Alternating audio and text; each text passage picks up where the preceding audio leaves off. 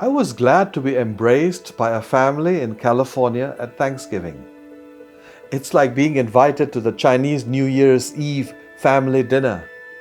Before we gave thanks for the plump turkey that was perfectly roasted, we took turns to express gratitude for something significant in our lives. There were 4 generations at that dinner table, something quite unusual, even in an Asian home today. My attention was drawn when one person thanked God she and her husband came from intact families in which parents remained married. Marital vows, which are to be kept till death do us part, no longer hold families together in our culture of contingency. Long-term commitments are not in vogue anymore, many preferring to keep their options open.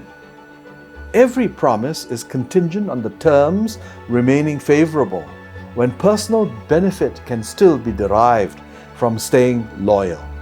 Contracts will be broken when self-interests are no longer served. Our contingency culture tells us not to be locked in a relationship, a decision, or a vocation. Stay only when there is a return for your time, effort, and talent.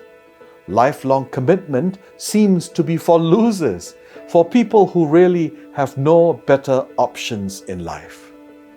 So, people who stay in a marriage for life must be unattractive. Folks who stay in the same job their entire career must not have marketable skills. We do not even wish to make commitments socially, preferring to say, if I'm there, I'm there. What if a better proposition comes up? We make a decision only when all the cards are on the table. But of course, in reality, all the cards are never on the table. We never know what life throws up. Consequently, we cannot count on anything. We cannot depend on anyone. If an employer invests in training staff, there is no telling if the talented will leave for another company for a few dollars more. If a worker commits to the welfare of an organization her whole life, we will never know if she will be released in an economic downturn in favor of a cheaper and younger hire. A contingency culture leads to a climate of suspicion.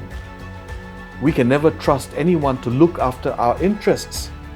We have to look out for ourselves, even at the expense of others. After all, they will not hesitate to do the same to us. A businessman tells how he trains his child to live in a self-reliant world. He lifts his child onto a chair and invites the toddler to jump into his arms. With a smile, the child accepts the invitation. As the child makes the leap, the father steps back, allowing the boy to crash to the floor. The father then chides the crying boy, "That will teach you never to trust anyone in this world. You have to look out for yourself." It is easy then to see why so many withdraw from making commitments.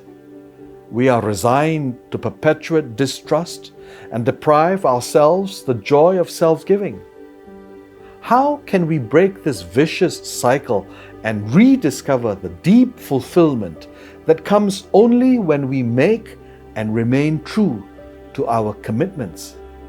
Experiencing God's unwavering commitment to us will melt our deep-seated cynicism and rejuvenate our shriveled souls.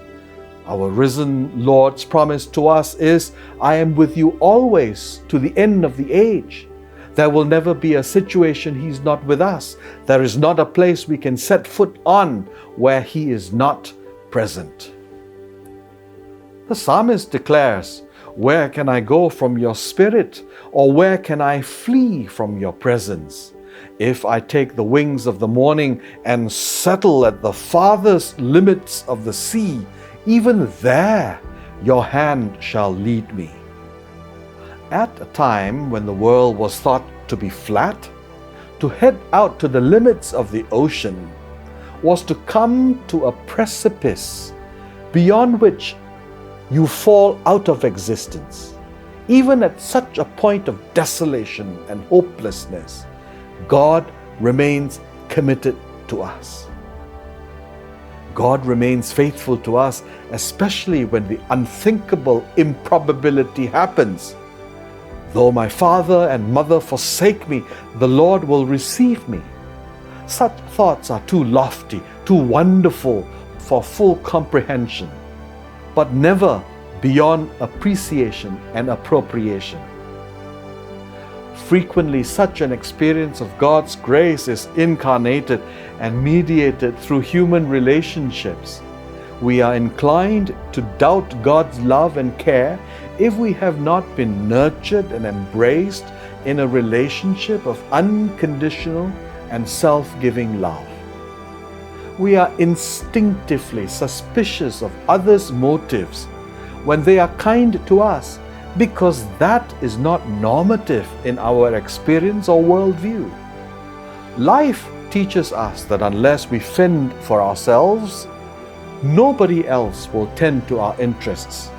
So, we become self-serving to the exclusion or even at the expense of others.